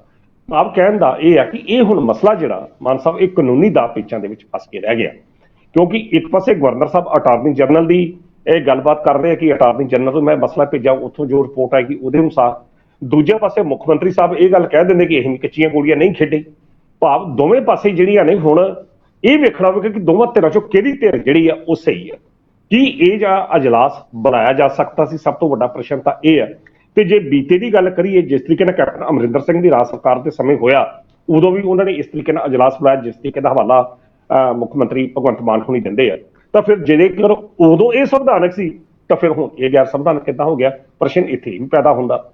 ਤੇ ਸੈਕੰਡਲੀ ਜਿਸ ਤਰੀਕੇ ਨਾਲ ਮੈਂ ਗੱਲ ਕੀਤੀ ਹੈ ਕਿ ਜੇਕਰ ਗਵਰਨਰ ਸਾਹਿਬ ਨੇ ਕਾਨੂੰਨੀ ਮਾਹਿਰਾਂ ਦੀ ਰਾਏ ਲੈ ਕੇ ਇਸ ਨੂੰ ਗੈਰ ਸੰਵਿਧਾਨਕ ਸਿੱਧ ਕਰ ਦਿੱਤਾ ਔਰ ਬਿੱਲ ਪਾਸ ਕੀਤੇ ਜਿਹੜੇ ਉਹ ਵੀ ਉਹਨਾਂ ਨੇ ਗੈਰ ਸੰਵਿਧਾਨਕ ਦੱਸ ਦਿੱਤੇ ਆ, ਦੂਜੇ ਪਾਸੇ ਇਹ ਜਿਹੜੀ 117 ਮੈਂਬਰਾਂ ਦੀ ਅਸੀਂ ਕਹਿ ਸਕਦੇ ਕਿ ਵਿਧਾਨ ਸਭਾ ਜਿਹੜੀ ਹੈਗੀ ਆ, ਜਿਹਦੇ ਵਿੱਚ 92 ਵਿਧਾਇਕ ਜਿਹੜੇ ਨੇ ਉਹ ਆਮ ਆਦਮੀ ਪਾਰਟੀ ਦੇ ਨੇ। ਆਫਟਰ ਇਹਨਾਂ ਨੇ ਵੀ ਸਰਕਾਰ ਇਹਨਾਂ ਦੀ ਹੈ, ਇਹਨਾਂ ਨੇ ਵੀ ਤਾਂ ਕਿਸੇ ਨਾ ਕਿਸੇ ਕੋਲ ਕਾਨੂੰਨੀ ਰਾਏ ਲਈ ਹੋਊਗੀ, ਕਿਸੇ ਸੰਵਿਧਾਨ ਦੇ ਬਾਹਰ ਕੋਲ ਰਾਏ ਲੈ ਕੇ ਹੀ ਇਹ ਬਜਟ ਜਿਹੜਾ ਸੈਸ਼ਨ ਸੀ ਇਸ ਨੂੰ ਜਿਹੜਾ ਅਣਮਿੱਥੇ ਸਮੇਂ ਲਈ ਮੁਲਤਵੀ ਕੀਤਾ ਸੀ ਉਸ ਨੂੰ ਦੁਬਾਰਾ ਕੀਤਾ। ਤਾਂ ਭਾਵ ਇਹ ਵੀ ਕਾਨੂੰਨੀ ਦਾਇਰਿਆਂ ਵਿੱਚ ਰਹਿ ਕੇ ਕੀਤਾ ਹੋਵੇਗਾ। ਇਸ ਮੁੱਦੇ ਤੇ ਤਾਂ ਅਸੀਂ ਸਰਕਾਰ ਨੂੰ ਵੀ ਇਹ ਨਹੀਂ ਕਹਿ ਸਕਦੇ ਕਿ ਸਰਕਾਰ ਨੇ ਬਿਨਾਂ ਗੱਲ ਤੋਂ ਸੁੱਤੇ ਸਿਰ ਦੀ ਇੱਦਾਂ ਕਰ ਲਿਆ ਹੋਵੇਗਾ। ਪਰ ਅਣਖੀ ਸਰ, ਜਿਸ ਤਰੀਕੇ ਦੇ ਨਾਲ ਰਾਜਪਾਲ ਨੇ ਚਿੱਠੀ ਦੇ ਵਿੱਚ ਹਵਾਲਾ ਇਹ ਦਿੱਤਾ ਹੈ ਵੀ ਜਿਹੜੇ ਸੰਵਿਧਾਨਕ ਮਾਹਰ ਨੇ ਉਹ ਕਹਿ ਰਹੇ ਨੇ ਵੀ ਜਿਹੜਾ ਇਹ ਸੈਸ਼ਨ ਵਿਸ਼ੇਸ਼ ਸੈਸ਼ਨ ਸੱਦਿਆ ਗਿਆ ਸੀ ਇਹਦਾ ਬਜਟ ਸੈਸ਼ਨ ਦੇ ਨਾਲ ਕੋਈ ਸੰਬੰਧ ਨਹੀਂ ਸੀ। ਇਹ ਚਾਰੇ ਬਿੱਲਾਂ ਦਾ ਬਜਟ ਸੈਸ਼ਨ ਦੇ ਨਾਲ ਕੋਈ ਸੰਬੰਧ ਨਹੀਂ ਸੀ। ਪਰ ਉਹ ਇਹ ਕਹਿ ਰਹੇ ਨੇ ਵੀ ਸੰਵਿਧਾਨ ਇਹ ਕਹਿੰਦਾ ਵੀ ਜੇ ਤੁਸੀਂ ਸਪੈਸ਼ਲ ਸਦਨ ਕੋਈ ਸੱਦਦੇ ਹੋ ਰਾਜਪਾਲ ਦੀ ਮਨਜ਼ੂਰੀ ਤੋਂ ਬਿਨਾਂ ਤਾਂ ਪਿਛਲੇ ਸਦਨ ਦੀਆਂ ਰਹਿ ਗਈਆਂ ਕਾਰਵਾਈਆਂ ਤੁਸੀਂ ਪੂਰੀਆਂ ਕਰ ਸਕਦੇ ਹੋ, ਨਾ ਕਿ ਉਸ ਤੋਂ ਅਲੱਗ ਕੁਝ ਨਵਾਂ ਕਰ ਸਕਦੇ ਹੋ। ਤੇ ਇਹ ਚਾਰੇ ਬਿੱਲਾਂ ਦਾ ਰਾਜਪਾਲ ਸਾਹਿਬ ਕਹਿ ਰਹੇ ਨੇ ਵੀ ਸੰਵਿਧਾਨਕ ਮਾਹਰ ਕਹਿ ਰਹੇ ਨੇ ਵੀ ਇਹਨਾਂ ਚਾਰੇ ਬਿੱਲਾਂ ਦਾ ਬਜਟ ਸੈਸ਼ਨ ਦੇ ਨਾਲ ਕੋਈ ਸੰਬੰਧ ਨਹੀਂ। ਫਿਰ ਇਸ ਗੱਲ ਦੇ ਉੱਪਰ ਹੁਣ ਤੱਕ ਮੁੱਖ ਮੰਤਰੀ ਵੱਲੋਂ ਕੋਈ ਸਪਸ਼ਟੀਕਰਨ ਕਿਉਂ ਨਹੀਂ ਦਿੱਤਾ ਗਿਆ? ਮੈਂ ਤਾਂ ਮਾਨ ਸਾਹਿਬ ਇਹ ਗੱਲ ਕਹੀ ਆ ਕਿ ਇਹ ਮਸਲਾ ਹੁਣ ਕਾਨੂੰਨੀ ਦਾਅ ਪੇਚਾਂ ਦੇ ਵਿੱਚ ਫਸ ਕੇ ਰਹਿ ਗਿਆ, ਸੰਵਿਧਾਨ ਦੀਆਂ ਬਰੀਕੀਆਂ 'ਚ ਫਸ ਕੇ ਰਹਿ ਗਿਆ। ਕਿਉਂਕਿ ਮੁੱਖ ਮੰਤਰੀ ਜੇਕਰ ਮਾਫ ਕਰਦਾ ਆਪਣੇ ਰਾਜਪਾਲ ਸਾਹਿਬ ਹੁਣੀ ਜੇਕਰ ਇਸ ਮੁੱਦੇ ਤੇ ਹਵਾਲਾ ਉਠਾ ਕੇ ਉਹਨਾਂ ਨੇ ਇਹ ਨੁਕਤੇ ਠਾਏ ਨੇ ਤਾਂ ਕਿਸੇ ਪੱਖ ਤੋਂ ਉਹ ਵੀ ਨੁਕਤੇ ਜਿਹੜੇ ਬਿਲਕੁਲ ਸਹੀ ਨੇ ਕਿ ਬਜਟ ਨਾਲ ਸੰਬੰਧਤ ਤੁਸੀਂ ਠੀਕ ਪਾਸ ਕਰਦੇ ਸੀ ਬਿੱਲ ਕਰ ਸਕਦੇ ਜੀ, ਪਰ ਬਜਟ ਨਾਲ ਸੰਬੰਧਤ ਤਾਂ ਉਹਨਾਂ ਨੇ ਕੋਈ ਇਹਦੇ ਵਿੱਚ ਕੀਤਾ ਹੀ ਨਹੀਂ। ਪਰ ਦੂਸਰੇ ਪਾਸੇ ਮੈਂ ਇਹ ਗੱਲ ਸਿਰਫ ਗੱਲ ਕਹਿਣ ਦਾ ਯਤਨ ਕਰ ਰਿਹਾ ਕਿ ਜੇਕਰ ਪੰਜਾਬ ਸਰਕਾਰ ਨੇ ਵੀ ਇਸ ਅਜਲਾਸ ਨੂੰ ਸੱਦਿਆ ਔਰ ਉਹਦੇ ਵਿੱਚ ਇਹ 4 ਬਿੱਲ ਪਾਸ ਕੀਤੇ ਤਾਂ ਆਪ ਕੁਝ ਨਾ ਕੁਝ ਉਹਨਾਂ ਨੇ ਵੀ ਤਾਂ ਕਿਸੇ ਸੰਵਿਧਾਨਕ ਮਾਹਿਰਾਂ ਕੋਲ ਰਾਏ ਲਈ ਹੋਵੇਗੀ। ਇਸ ਤਰ੍ਹਾਂ ਤਾਂ ਹੋ ਨਹੀਂ ਸਕਦਾ ਕਿ ਹਾਂ ਵੀ ਸੁੱਤੇ ਸਿਰ ਭਗਵੰਤ ਮਾਨ ਨੂੰ ਰਾਤ ਨੂੰ ਸੁੱਤੇ ਪਿਆ ਸੁਪਨਾ ਆਇਆ ਕਿ ਚਲੋ ਬਈ ਇਹ ਕੰਮ ਕਰਦਾ ਤੇ ਕਰ ਦੋ। ਇਸ ਤਰ੍ਹਾਂ ਨਹੀਂ ਹੋ ਸਕਦਾ। ਆਫਟਰ ਆਲ ਸਰਕਾਰ ਉਹ ਵੀ ਚਲਾ ਰਹੇ ਨੇ, ਤਾਂ ਉਸ ਮੁੱਦੇ ਤੇ ਕੁਝ ਨਾ ਕੁਝ ਸੰਵਿਧਾਨਕ ਮਾਹਰਾਂ ਦੀ ਰਾਏ ਜਿਹੜੀ ਉਹਨਾਂ ਨੇ ਵੀ ਜ਼ਰੂਰ ਜਿਹੜੀ ਲਈ ਹੋਵੇਗੀ। ਪਰ ਹੁਣ ਜਿਹੜਾ ਮਸਲਾ ਆਪਣੇ ਆਪਣੇ ਮਾਨ ਸਾਹਿਬ, ਮਸਲਾ ਇਹ ਆ ਕਿ ਇਹਦੇ ਵਿੱਚ ਕੌਣ ਗਲਤ ਆ ਕੌਣ ਸਹੀ ਆ, ਹੁਣ ਇਹਦਾ ਫੈਸਲਾ ਕਾਨੂੰਨੀ ਮਾਹਿਰ ਹੀ ਕਰ ਸਕਦੇ ਆ। ਹੁਣ ਇਹ ਮਸਲਾ ਇੱਕ ਜਿੱਦ ਦਾ ਬਣ ਗਿਆ। ਜਿਸ ਤਰੀਕੇ ਨਾਲ ਗਵਰਨਰ ਸਾਹਿਬ ਕਹਿ ਰਹੇ ਕਿ ਮੈਂ ਬਿੱਲ ਇਹ ਪਾਸ ਨਹੀਂ ਹੋਣੇ ਜਾਂ ਨਹੀਂ ਕਰਦੇ, ਦੂਜੇ ਪਾਸੇ ਕਹਿੰਦੇ ਰਹੀ ਹਰ ਤਰੀਕੇ ਨਾਲ ਬਿੱਲ ਪਾਸ ਕਰਾਉਣੇ ਆ। ਸੋ ਸਰਕਾਰ ਦੀਆਂ ਜਿਹੜੀਆਂ ਦੋ ਸਥਿਤੀਆਂ ਨੇ, ਜਾਂ ਤਾਂ ਅਜਲਾਸ ਦੁਬਾਰਾ ਸੱਦੇ ਜਾਂ ਫਿਰ ਸੁਪਰੀਮ ਕੋਰਟ 'ਚ ਜਾਵੇ। ਪਰ ਮੈਂ ਉਹ ਵੀ ਸਥਿਤੀ ਦੋਵਾਂ ਦੀ ਕਲੀਅਰ ਕਰਤੀ ਹੈ, ਤੇ ਨਾ ਹੀ ਸਰਕਾਰ ਕੋਲ ਸੁਪਰੀਮ ਕੋਰਟ ਜਾਣਾ ਐਡਾ ਸੌਖਾ ਆ, ਤੇ ਨਾ ਹੀ ਹੁਣ ਦੁਬਾਰਾ ਵਿਸ਼ੇਸ਼ ਸੈਸ਼ਨ ਜਿਹੜਾ ਉਹ ਵੀ ਬੁਲਾਉਣਾ ਸੌਖਾ, ਕਿਉਂਕਿ ਉਹਦੀ ਪ੍ਰਵਾਨਗੀ ਜਿਹੜੀ ਆ ਉਹ ਰਾਜਪਾਲ ਸਾਹਿਬ ਕੋਲ ਲੈਣੀ ਹੀ ਪੈਣੀ ਹੈ। ਸੋ ਹੁਣ ਇਹ ਵੇਖਣਾ ਹੋਵੇਗਾ ਕਿ ਅਗਲੇ ਦਿਨਾਂ ਦੇ ਵਿੱਚ ਕਾਨੂੰਨੀ ਦਾ ਪੇਚਾਂ ਦੇ ਵਿੱਚ ਕੌਣ ਧੋਬੀ ਪਟਕਾ ਕਿਸ ਨੂੰ ਤੇ ਕਿਉਂ ਦਿੰਦਾ। ਜੀ ਬਿਲਕੁਲ ਸਰ। ਦੂਸਰੇ ਪਾਸੇ ਹੁਣ ਆਪਾਂ ਗੱਲ ਕਰਾਂਗੇ ਵਿਧਾਨ ਸਭਾ ਤੋਂ ਬਾਅਦ ਲੋਕ ਸਭਾ ਦੀ, ਕਿਉਂਕਿ ਜਿੱਥੇ ਵਿਧਾਨ ਸਭਾ ਦੇ ਵਿੱਚ ਹੁਣ ਰਾਜਪਾਲ ਸਾਹਿਬ ਤੇ ਸੀਐਮ ਸਾਹਿਬ ਆਮੋ ਸਾਹਮਣੇ ਨੇ, ਉੱਥੇ ਹੀ ਲੋਕ ਸਭਾ ਦੇ ਮੌਨਸੂਨ ਸੈਸ਼ਨ ਦੇ ਵਿੱਚ ਵੀ ਕੁਝ ਜ਼ਿਆਦਾ ਹੀ ਅੱਗੇ ਵੱਧ ਕੇ ਕਾਰਵਾਈਆਂ ਹੋ ਰਹੀਆਂ ਨੇ। ਵਿਰੋਧੀ ਧਿਰ ਲਗਾਤਾਰ ਬੁਰੀ ਤਰੀਕੇ ਦੇ ਨਾਲ ਮਣੀਪੁਰ ਮਾਮਲੇ ਦੇ ਉੱਪਰ ਪੀਐਮ ਸਾਹਿਬ ਨੂੰ ਮੂੰਹ ਖੋਲਣ ਦੇ ਲਈ ਮਜਬੂਰ ਕਰਦੀ ਨਜ਼ਰ ਆ ਰਹੀ ਹੈ, ਬਿਆਨ ਦੇਣ ਦੇ ਲਈ ਮਜਬੂਰ ਕਰਦੀ ਨਜ਼ਰ ਆ ਰਹੀ ਹੈ। ਤੇ ਹੁਣ ਉਹਨਾਂ ਦੇ ਵੱਲੋਂ ਵੀ ਇੱਕ ਵੱਡਾ ਦਾਅ ਖੇਡਣ ਦੀ ਤਿਆਰੀ ਹੈ, ਉਹ ਵੀ ਸੰਵਿਧਾਨ ਦੇ ਸਭ ਤੋਂ ਵੱਡੇ ਹਥਿਆਰ ਨੂੰ ਵਰਤਣ ਦੀ ਕੋਸ਼ਿਸ਼ ਦੇ ਵਿੱਚ ਨੇ, ਜਿਸ ਨੂੰ ਲੈ ਕੇ ਕੱਲ ਮੀਟਿੰਗ ਵੀ ਹੋਈ ਹੈ ਖੜਗੇ ਸਾਹਿਬ ਦੇ ਵੱਲੋਂ, ਕਿਉਂਕਿ ਆਪੋਜੀਸ਼ਨ ਦੇ ਵਿੱਚ ਸਭ ਤੋਂ ਵੱਡੀ ਪਾਰਟੀ ਹੈ। ਕਿਵੇਂ ਦੇਖ ਰਹੇ ਹੋ ਉਸ ਸੰਵਿਧਾਨਕ ਦਾਅ ਪੇਚ ਨੂੰ ਜਾਂ ਸਭ ਤੋਂ ਵੱਡੇ ਹਥਿਆਰ ਨੂੰ? ਕਿ ਉਸ ਹਥਿਆਰ ਤੋਂ ਬਾਅਦ ਪੀਐਮ ਸਾਹਿਬ ਆਪਣਾ ਮੂੰਹ ਮਣੀਪੁਰ ਮਾਮਲੇ ਤੇ ਖੋਲਣਗੇ ਜਾਂ ਫਿਰ ਨਹੀਂ? ਕਿਵੇਂ ਦੇਖ ਰਹੇ ਹੋ ਉਸ ਪੂਰੇ ਮਾਮਲੇ ਨੂੰ? ਕਿਹੜਾ ਉਹ ਹਥਿਆਰ ਹੈ ਸੰਵਿਧਾਨਕ ਸਭ ਤੋਂ ਵੱਡਾ ਹਥਿਆਰ ਜਿਹੜਾ ਹੁਣ ਵਿਰੋਧੀ ਪਾਰਟੀਆਂ ਵਰਤਣ ਦੇ ਲਈ ਗੱਲਬਾਤ ਕਰ ਰਹੀਆਂ ਨੇ ਜਾਂ ਵਿਚਾਰ ਵਟਾਂਦਰਾ ਕਰ ਰਹੀਆਂ ਨੇ? ਕਿਵੇਂ ਦੇਖ ਰਹੇ ਹੋ? ਕੱਲ ਲੋਕ ਸਭਾ ਦੇ ਵਿੱਚ ਬੜਾ ਰੌਲਾ ਰੱਪਾ ਪਿਆ। ਕੱਲ ਪ੍ਰਧਾਨ ਮੰਤਰੀ ਨੇ ਇੰਡੀਆ ਜਿਹੜਾ ਗੱਠਜੋੜ ਬਣਿਆ ਉਸ ਨੂੰ ਲੈ ਕੇ East India company, Indian Mujahideen company, Indian Mujahideen ਨਾਵਾਂ ਦੇ ਨਾਲ ਇੰਡੀਆ ਜਿਹੜਾ ਗੱਠਜੋੜ ਆ ਉਸ ਨੂੰ ਘੇਰਾ ਤੇ ਉਹਦੇ ਤੇ ਨਿਸ਼ਾਨੇ ਜਿਹੜੇ ਲਾ ਕੇ ਕੱਲ ਦਾ ਹੰਗਾਮਾ ਭਰਪੂਰ ਜਿਹੜਾ ਦਿਨ ਰਿਹਾ। ਔਰ ਮਸਲਾ ਸਿਰਫ ਤੇ ਸਿਰਫ ਇਹੋ ਸੀ ਕਿ ਜਿਸ ਤਰੀਕੇ ਨਾਲ ਵਿਰੋਧੀ ਧਿਰ ਹੁਣ ਇੰਡੀਆ ਕਹਿ ਲਈਏ ਉਹ ਮੰਗ ਕਰ ਰਹੀ ਹੈ ਕਿ ਪ੍ਰਧਾਨ ਮੰਤਰੀ ਮਣੀਪੁਰ ਮਾਮਲੇ ਦੇ ਉੱਤੇ ਆਪਣਾ ਬਿਆਨ ਦੇਣ, ਪਰ ਪ੍ਰਧਾਨ ਮੰਤਰੀ ਇਸ ਮੁੱਦੇ ਤੇ ਬਚਦੇ ਨਜ਼ਰ ਆ ਰਹੇ ਆ, ਉਹ ਇਸ ਮੁੱਦੇ ਤੇ ਗੱਲ ਹੀ ਨਹੀਂ ਕਰ ਰਹੇ। ਤੇ ਇਸ ਮੁੱਦੇ ਦੇ ਉੱਤੇ ਜਿਹੜਾ ਬਿਆਨ ਆ ਉਹ ਕੇਵਲ ਤੇ ਕੇਵਲ ਗ੍ਰਹਿ ਮੰਤਰੀ ਅਮਿਤ ਸ਼ਾਹ ਜਿਹੜਾ ਉਹ ਦੇ ਸਕਦੇ, ਤੇ ਉਹਨਾਂ ਦਾ ਦੇਣਾ ਬਣਦਾ। ਪਰ ਦੂਜੇ ਪਾਸੇ ਵਿਰੋਧੀ ਧਿਰ ਇਸ ਗੱਲ ਦਾ ਜ਼ੋਰ ਲਾ ਰਹੇ ਕਿ ਅਸੀਂ ਹਰ ਸੂਰਤ ਵਿੱਚ ਪ੍ਰਧਾਨ ਮੰਤਰੀ ਕੋਲ ਇਸ ਮੁੱਦੇ ਤੇ ਜਿਹੜੇ ਆ ਬਿਆਨ ਉਹ ਦਿਵਾਉਣਾ ਹੀ ਦਿਵਾਉਣਾ। ਸੋ 4 ਦਿਨ ਜਿਹੜੇ ਨੇ ਇਸ ਮੁੱਦੇ ਦੀ ਭੇਟ ਜਿਹੜੀ ਆ ਚੜ ਚੁੱਕੇ ਨੇ, ਰੌਲੇ ਰੱਪੇ ਦਾ ਕੋਈ ਕੰਮ ਲੋਕ ਸਭਾ 'ਚ ਹੋਇਆ ਨਹੀਂ। ਹੁਣ ਇਸ ਗੱਲ ਦਾ ਪਤਾ ਲੱਗਾ ਕਿ ਵਿਰੋਧੀ ਧਿਰ ਜਿਹੜੀ ਆ ਪ੍ਰਧਾਨ ਮੰਤਰੀ ਦੇ ਖਿਲਾਫ ਬੇਭਰੋਸਗੀ ਮਤਾ ਜਾਂ ਐਨਡੀਏ ਸਰਕਾਰ ਦੇ ਖਿਲਾਫ ਜਿਹੜਾ ਬੇਭਰੋਸਗੀ ਮਤਾ ਲਿਆਉਣ ਦੇ ਮੂਡ ਦੇ ਵਿੱਚ ਉਸ ਨੇ ਤਿਆਰੀ ਜਿਹੜੀ ਇਸ ਦੀ ਕਰ ਲਈ, ਕਿਉਂਕਿ ਜੇਕਰ ਬੇਭਰੋਸਗੀ ਮਤਾ ਵਿਰੋਧੀ ਧਿਰ ਪੇਸ਼ ਕਰਦੀ ਆ ਤਾਂ ਕੁਦਰਤੀ ਤੌਰ ਤੇ ਸੰਵਿਧਾਨਕ ਤੌਰ ਤੇ ਉਸ ਦਾ ਜਵਾਬ ਜਿਹੜਾ ਆ ਉਹ ਸਿਰਫ ਤੇ ਸਿਰਫ ਪ੍ਰਧਾਨ ਮੰਤਰੀ ਨੂੰ ਦੇਣਾ ਪੈਣਾ। ਹਾਲਾਂਕਿ ਵਿਰੋਧੀ ਧਿਰ ਨੂੰ ਵੀ ਇਸ ਗੱਲ ਦਾ ਪਤਾ ਆ ਕਿ ਉਹਨਾਂ ਦਾ ਜਿਹੜਾ ਬੇਭਰੋਸਗੀ ਮਤਾ ਆ ਉਹ ਕੋਈ ਵੀ ਅਹਿਮੀਅਤ ਜਿਹੜੀ ਨਹੀਂ ਰੱਖਦਾ, ਉਹ ਡਿੱਗ ਪਏਗਾ। ਡਿੱਗ ਇਸ ਤਰ੍ਹਾਂ ਕਰਨ ਪਏਗਾ ਕਿਉਂਕਿ ਇਸ ਵੇਲੇ ਭਾਜਪਾ ਤੇ ਐਨਡੀਏ ਕੋਲ ਜਿਹੜਾ ਸੀਟਾਂ ਦਾ ਬਹੁਮਤ ਆ ਉਹ ਕਿਤੇ ਜ਼ਿਆਦਾ ਹੈ ਵਿਰੋਧੀ ਧਿਰ ਦੇ ਮੁਕਾਬਲੇ। ਜੇ ਮੈਂ ਗਲਤ ਨਾ ਹੋਵਾਂ ਤਾਂ 300 ਸੀਟਾਂ ਜਿਹੜੀਆਂ ਨੇ ਉਹ ਕੱਲੀਆਂ ਭਾਰਤੀ ਜਨਤਾ ਪਾਰਟੀ ਨੇ, ਤੇ ਬਾਕੀ ਉਸ ਤੋਂ ਸਹਿਯੋਗੀ ਦਲਾਂ ਦੀਆਂ ਜਿਹੜੀਆਂ ਉਹਨਾਂ ਦੀਆਂ ਸੀਟਾਂ ਨੇ। ਤਾਂ ਉਸ ਦੇ ਵਿੱਚ ਦੂਸਰੇ ਪਾਸੇ ਕਾਂਗਰਸ ਤੇ ਜਾਂ ਇੰਡੀਆ ਜਿਹੜਾ ਦਲ ਜਿਹੜਾ ਬਣਿਆ ਹੁਣ, ਉਹਨਾਂ ਦੀਆਂ ਕੁੱਲ ਮਿਲਾ ਕੇ ਹਾਰਡਲੀ 170 ਜਾਂ ਇੰਨੀਆਂ ਇੱਕ ਬਣਦੀਆਂ ਨੇ। ਭਾਵ ਜੇ ਉਹ ਬੇਭਰੋਸਗੀ ਮਤਾ ਲੋਕ ਸਭਾ ਦੇ ਵਿੱਚ ਲਿਆਉਂਦੇ ਤਾਂ ਉਹ ਪਹਿਲੇ ਝਟਕੇ ਦੇ ਨਾਲ ਹੀ ਡਿੱਗ ਪੈਂਦਾ। ਇਸ ਗੱਲ ਦਾ ਵਿਰੋਧੀ ਧਿਰ ਨੂੰ ਵੀ ਪਤਾ ਹੈਗਾ। ਪਰ ਇਸ ਸਭ ਦੇ ਬਾਵਜੂਦ ਜੇਕਰ ਵਿਰੋਧੀ ਧਿਰ ਬੇਭਰੋਸਗੀ ਮਤਾ ਪੇਸ਼ ਕਰਦੀ ਹੈ ਤਾਂ ਫਿਰ ਕੁਦਰਤੀ ਤੌਰ ਤੇ ਪ੍ਰਧਾਨ ਮੰਤਰੀ ਨੂੰ ਉਸ ਮੁੱਦੇ ਦੇ ਉੱਤੇ ਬਿਆਨ ਦੇਣਾ ਪਵੇਗਾ। ਇਹ ਇੱਕ ਵਿਰੋਧੀ ਧਿਰ ਦੀ ਜਿੱਦ ਆ, ਉਸ ਜਿੱਦ ਦੇ ਤਹਿਤ ਹੀ ਉਹਨਾਂ ਦੀ ਇਹ ਜਿਹੜੀ ਪਲੈਨਿੰਗ ਜਿਹੜੀ ਹੈ, ਇਹ ਯੋਜਨਾ ਜਿਹੜੀ ਉਹਨਾਂ ਵੱਲੋਂ ਬਣਾਈ ਜਾ ਰਹੀ ਹੈ। ਹੁਣ ਇਹ ਜਿਹੜਾ ਰਸਤਾ ਹੈਗਾ ਇਹ ਸਭ ਤੋਂ ਅਖੀਰਲਾ ਹਥਿਆਰ ਹੁੰਦਾ ਵਿਰੋਧੀ ਧਿਰ ਕੋਲ ਕਿ ਜਦੋਂ ਬੇਭਰੋਸਗੀ ਮਤਾ ਲਿਆਂਦਾ ਜਾਵੇ। ਅਜੇ ਇਹਦੇ ਉੱਤੇ ਵਿਚਾਰ ਚਰਚਾ ਜਿਹੜੀ ਚੱਲਦੀ ਪਈ ਆ। ਅੱਜ ਦੇ ਦਿਨ ਵੀ ਪਤਾ ਇਹੋ ਲੱਗਾ ਕਿ ਅੱਜ ਦੇ ਦਿਨ ਵੀ ਸ਼ੋਰ ਸ਼ਰਾਬੇ ਦੇ ਵਿੱਚ ਹੀ ਬੀਤੇਗਾ, ਜੋ ਵੀ ਜਿਸ ਤਰੀਕੇ ਨਾਲ ਬੀਤੇ ਦੌਰ 'ਚ ਹੋਇਆ। ਤੇ ਦੂਜੇ ਪਾਸੇ ਵਿਰੋਧੀ ਧਿਰ ਨੇ ਇਹ ਵੀ ਗੱਲ ਕਹੀ ਕਿ ਅਸੀਂ ਆਪਣੇ ਸਾਰੇ ਵਿਕਲਪ ਜਿਹੜੇ ਆ ਉਹ ਖੁੱਲੇ ਰੱਖੇ ਆ। ਭਾਵ ਜੇਕਰ ਇਹ ਜਿਹੜਾ ਅਖੀਰਲਾ ਹਥਿਆਰ ਆ ਬੇਭਰੋਸਗੀ ਮਤਾ, ਇਹ ਅਖੀਰ ਤੇ ਲਿਆਂਦਾ ਜਾਏਗਾ, ਪਰ ਉਸ ਤੋਂ ਪਹਿਲਾਂ ਅਸੀਂ ਹੋਰ ਹਥਿਆਰਾਂ ਦੀ ਜਿਹੜੀ ਵਰਤੋਂ ਕਰਾਂਗੇ, ਭਾਵ ਆਪਣੇ ਹੱਕਾਂ ਦੀ ਜਿਹੜੀ ਵਰਤੋਂ ਕਰਾਂਗੇ। ਹੁਣ ਇਹ ਸਥਿਤੀ ਵੇਖਣ ਵਾਲੀ ਬੜੀ ਦਿਲਚਸਪ ਹੈਗੀ ਹੈ, ਕਿਉਂਕਿ ਜਦੋਂ ਵਿਰੋਧੀ ਧਿਰ ਨੂੰ ਪਤਾ ਵੀ ਆ ਇਹ ਮਤਾ ਕੋਈ ਵੀ ਅਹਿਮੀਅਤ ਨਹੀਂ ਰੱਖਦਾ, ਬੇਭਰੋਸਗੀ ਦਾ ਡਿੱਗ ਪੈਣਾ, ਪਰ ਇਸ ਸਭ ਦੇ ਬਾਵਜੂਦ ਉਹ ਪ੍ਰਧਾਨ ਮੰਤਰੀ ਕੋਲ ਬਿਆਨ ਦਿਵਾਉਣ ਵਿੱਚ ਜ਼ਰੂਰ ਜਿਹੜੇ ਸਫਲ ਹੋ ਜਾਣਗੇ। ਹੁਣ ਦੂਸਰੇ ਪਾਸੇ ਜਿਹੜੇ ਭਾਜਪਾ ਦੇ ਇੱਕ ਮੰਤਰੀ ਨੇ, ਉਹਨਾਂ ਨੇ ਵੀ ਇਸ ਗੱਲ ਤੇ ਤੰਜ ਕੱਸਿਆ, ਕਹਿੰਦਾ ਕੋਈ ਗੱਲ ਨਹੀਂ, ਕਿਆਸ ਰਹੀਆਂ ਲੱਗ ਰਹੀਆਂ ਨੇ ਬੇਭਰੋਸਗੀ ਮਤਾ ਲਿਆਉਂਦੀਆਂ। ਬੀਤੇ ਵਰੇ ਵਿੱਚ ਜਦੋਂ 2019 ਤੋਂ ਪਹਿਲਾਂ ਸਰਕਾਰ ਸੀ, ਉਦੋਂ ਵੀ ਜਿਹੜੀ ਯੂਪੀਏ ਸੀ ਉਦੋਂ ਵੀ ਇਹਨੇ ਬੇਭਰੋਸਗੀ ਮਤਾ ਜਿਹੜਾ ਲਿਆਂਦਾ ਸੀ, ਤੇ ਉਦੋਂ ਕਹਿੰਦਾ ਸੀ ਬੇਭਰੋਸਗੀ ਮਤਾ ਲਿਆਉਣ ਤੋਂ ਬਾਅਦ ਭਾਜਪਾ ਜਿਹੜੀ ਆ 350 ਦਾ ਆਪਣਾ 300 ਦਾ ਕਹਿੰਦਾ ਅੰਕੜਾ ਜਿਹੜਾ ਉਹ ਪਾਰ ਕਰ ਗਈ ਸੀ। ਕਹਿੰਦਾ ਜੇਕਰ ਐਰਕਾ ਲਿਆਉਣਗੇ ਤਾਂ ਅਸੀਂ 350 ਦਾ ਅੰਕੜਾ ਪਾਰ ਕਰ ਜਾਵਾਂਗੇ। ਭਾਵ ਉਹ ਬਿਲਕੁਲ ਇਸ ਗੱਲ ਨੂੰ ਨਜ਼ਰ ਅੰਦਾਜ਼ ਕਰ ਰਹੇ ਨੇ, ਜਾਂ ਇਸ ਗੱਲ ਦੀ ਉਹਨਾਂ ਨੂੰ ਕੋਈ ਚਿੰਤਾ ਭਾਰਤੀ ਜਨਤਾ ਪਾਰਟੀ ਜਾਂ ਐਨਡੀਏ ਦੇ ਖੇਮੇ ਨੂੰ ਨਹੀਂ ਹੈਗੀ। ਪਰ ਹੁਣ ਮਸਲਾ ਜਦੋਂ ਜਿੱਦ ਦਾ ਆ ਚੁੱਕਾ, ਜਿੱਦ ਸਿਰਫ ਇਹੋ ਹੀ ਆ ਕਿ ਵਿਰੋਧੀ ਧਿਰ ਇਹ ਕਹਿੰਦੀ ਕਿ ਪ੍ਰਧਾਨ ਮੰਤਰੀ ਆਣ ਕੇ ਉੱਥੇ ਸਟੇਟਮੈਂਟ ਜਿਹੜਾ ਉਹ ਬਿਆਨ ਦੇ, ਜਦੋਂ ਕਿ ਮਣੀਪੁਰ ਮੁੱਦੇ ਦੇ ਉੱਤੇ ਬਤੌਰ ਗ੍ਰਹਿ ਮੰਤਰੀ ਅਮਿਤ ਸ਼ਾਹ ਹੁਣੀ ਬਿਆਨ ਦੇ ਰਹੇ ਆ, ਪ੍ਰਧਾਨ ਮੰਤਰੀ ਬਚ ਰਹੇ ਆ, ਤਾਂ ਇਸੇ ਬਚ ਬਚਾਓ 'ਚ ਤੇ ਦੂਜੇ ਪਾਸੇ ਉਹਨਾਂ ਨੂੰ ਸਾਹਮਣੇ ਲਿਆਉਣ ਦੀ ਯੋਜਨਾ ਜਿਹੜੀ ਆ ਹੁਣ ਵਿਰੋਧੀ ਧਿਰ ਨੇ ਆਪਣੀ ਉਸ ਸੰਵਿਧਾਨਕ ਆਖਰੀ ਹਥਿਆਰ ਦੀ ਵਰਤੋਂ ਕਰਦਿਆਂ ਹੋਇਆ ਇਸ ਗੱਲ ਦਾ ਜਿਹੜਾ ਮਨ ਆ ਉਹ ਬਣਾ ਲਿਆ ਕਿ ਆਉਂਦੇ ਦਿਨਾਂ 'ਚ ਜੇ ਪ੍ਰਧਾਨ ਮੰਤਰੀ ਸਾਹਿਬ ਨਹੀਂ ਹੁੰਦੇ ਤਾਂ ਫਿਰ ਇਹ ਸਰਕਾਰ ਦੇ ਖਿਲਾਫ ਜਾਂ ਪ੍ਰਧਾਨ ਮੰਤਰੀ ਦਾ ਬੇਭਰੋਸਗੀ ਮਤਾ ਲਿਆਂਦਾ ਜਾਵੇ। ਉਸ ਦਾ ਅੱਗੋਂ ਕੀ ਅਸਰ ਹੁੰਦਾ ਇਹ ਪਤਾ ਸਾਰਿਆਂ ਨੂੰ, ਪਰ ਇੱਕ ਵਾਰੀ ਵਿਰੋਧੀ ਧਿਰ ਜੇਕਰ ਅਜਿਹਾ ਕਰਦੀ ਹੈ ਤਾਂ ਪ੍ਰਧਾਨ ਮੰਤਰੀ ਨੂੰ ਫਿਰ ਬਿਆਨ ਜਿਹੜਾ ਜ਼ਰੂਰ ਦੇਣਾ ਪਏਗਾ, ਬੋਲਣਾ ਜਿਹੜਾ ਲੋਕ ਸਭਾ ਦੇ ਵਿੱਚ ਜ਼ਰੂਰ ਪਏਗਾ। ਜੀ ਬਿਲਕੁਲ ਬਿਲकुल। ਪਰ ਜਿਸ ਤਰੀਕੇ ਦੇ ਨਾਲ ਕਿਆਸ ਰਾਈਆਂ ਲਗਾਈਆਂ ਜਾ ਰਹੀਆਂ ਨੇ, ਮੀਟਿੰਗਾਂ ਦਾ ਦੌਰ ਹੈਗਾ, ਇੰਡੀਆ ਜੋ ਨਵਾਂ ਅਲਾਇੰਸ ਹੈਗਾ, ਲੱਗ ਰਿਹਾ ਕਿ ਮੋਦੀ ਸਾਹਿਬ ਜਿੱਥੇ ਆਪਣੀ ਜਿੱਤ ਤੇ ਖੜੇ ਨੇ ਉਹਨਾਂ ਦਾ ਬਿਆਨ ਲੈਣ ਦੇ ਲਈ ਇਹ ਮਤਾ ਵੀ ਲਿਆਂਦਾ ਜਾ ਸਕਦਾ ਹੈ। ਲੇਕਿਨ ਮਤਾ ਲਿਆਂਦਾ ਜਾਏਗਾ ਜਾਂ ਫਿਰ ਨਹੀਂ, ਤੇ ਮਤੇ ਤੋਂ ਬਾਅਦ ਕਿਸ ਤਰ੍ਹਾਂ ਦੇ ਹਾਲਾਤ ਬਣਨਗੇ ਇਹ ਹੁਣ ਆਉਣ ਵਾਲੇ ਦਿਨਾਂ 'ਚ ਕਲੀਅਰ ਹੋਣ ਵਾਲਾ ਹੈ। ਦੂਸਰੇ ਪਾਸੇ ਗੱਲ ਕਰੀਏ ਮਾਨ ਸਰਕਾਰ ਦੀ, ਕਿਉਂਕਿ ਮਾਨ ਸਰਕਾਰ ਕੁਝ ਵੱਡੇ ਦਾਅਵੇ ਵਾਅਦੇ ਲੋਕਾਂ ਨਾਲ ਅਕਸਰ ਕਰਦੀ ਰਹਿੰਦੀ ਹੈ, ਤੇ ਸਭ ਤੋਂ ਵੱਡੇ ਬਿਆਨ ਹੁੰਦੇ ਨੇ ਖਜ਼ਾਨੇ ਨੂੰ ਲੈ ਕੇ। ਸੀਐਮ ਸਾਹਿਬ ਅਕਸਰ ਕਹਿੰਦੇ ਨੇ ਕਿ ਫੰਡਾਂ ਦੀ ਘਾਟ ਨਹੀਂ ਹੈ, ਖਾਸ ਤੌਰ ਤੇ ਲੋਕ ਮੁੱਦਿਆਂ ਦੇ ਲਈ, ਲੋਕ ਹਿੱਤਾਂ ਦੇ ਲਈ ਖਜ਼ਾਨੇ ਭਰੇ ਹੋਏ ਨੇ।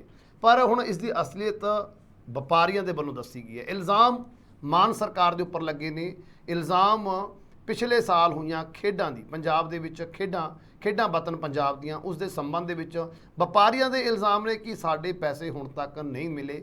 ਭਾਵ ਸਾਡਾ ਲੱਖਾਂ ਰੁਪਈਆ ਸਰਕਾਰ ਵੱਲ ਉਹ ਬਿੱਲ ਨੇ ਜਿਹੜੇ ਉਸ ਟਾਈਮ ਅਸੀਂ ਇਹਨਾਂ ਨੂੰ ਪੇ ਕੀਤੇ ਗਏ ਸੀ, ਸਮਾਨ ਪ੍ਰੋਵਾਈਡ ਕਰਾਇਆ ਗਿਆ ਸੀ, ਲੇਕਿਨ ਹੁਣ ਪੰਜਾਬ ਸਰਕਾਰ ਇਹ ਪੈਸੇ ਦੇਣ ਤੋਂ ਆਨਾਕਾਨੀ ਕਰ ਰਹੀ ਹੈ। ਲੇਕਿਨ ਦੂਸਰੇ ਪਾਸੇ ਮਾਨ ਸਰਕਾਰ ਦਾ ਬਿਆਨ ਖਜ਼ਾਨੇ ਭਰੇ ਹੋਏ ਨੇ। ਕਿਵੇਂ ਦੇਖ ਰਹੇ ਹੋ ਵਪਾਰੀਆਂ ਦੇ ਇਲਜ਼ਾਮਾਂ ਨੂੰ, ਤੇ ਕਿਵੇਂ ਦੇਖ ਰਹੇ ਹੋ ਮਾਨ ਸਰਕਾਰ ਦੀ ਸਥਿਤੀ ਨੂੰ?